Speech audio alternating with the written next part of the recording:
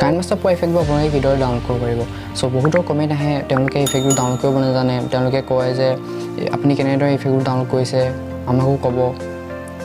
চ' তাৰ ওপৰতে আজি ভিডিঅ'টো হাই ভিউৱাৰ্ছ মই ৰাহুল গগৈ আজি ভিডিঅ'টোলৈ আপোনালোকক স্বাগতম জনাইছোঁ আৰু এতিয়ালৈকে যদি মোৰ চেনেলত আপোনালোকে ছাবস্ক্ৰাইব কৰা নাই ছাবস্ক্ৰাইব কৰি দিব যাতে মোৰ ভিডিঅ' প্ৰথমতে আপোনালোকে চাবলৈ পায় আৰু আজি ভিডিঅ'টো চাই যদি ভাল পায় ভিডিঅ'টো নিশ্চয় লাইক এটা কৰি দিব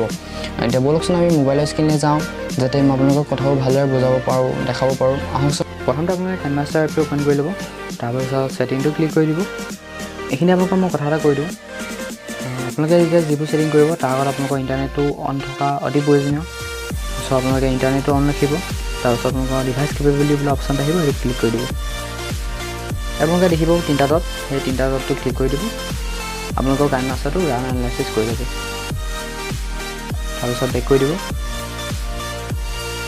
অকণ ওপৰলৈ নিব ইয়াত আপোনালোকৰ আছে ষ্ট'ৰ অপশ্যন আহিব সেইটো ক্লিক কৰি দিব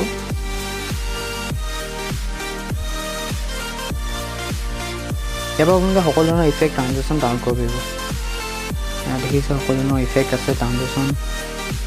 সকলোবোৰ ডাউনলোড কৰিব পাৰিব আপোনালোকক মই এটা ইফেক্ট ডাউনলোড কৰি দেখাওঁ ধৰি লৈছোঁ এইটো ডাউনলোড অপশ্যনটো ক্লিক কৰি দিব ডাউনলোড হৈ গ'ল এনেদৰে আপোনালোকে সকলোবোৰ ইফেক্ট ট্ৰানজেকশ্যন ডাউনলোড কৰিব পাৰিব আজি ভিডিঅ'টো চাই যদি ভাল পায় ভিডিঅ'টো লাইক এটা কৰিব নাপাহৰিব আৰু এতিয়ালৈকে যদি মোৰ চেনেলটো ছাবস্ক্ৰাইব কৰা নাই ছাবস্ক্ৰাইব কৰি দিব লগ পাম বেলেগ এটা ভিডিঅ'ত আজিলৈ ইমানেই বাই বাই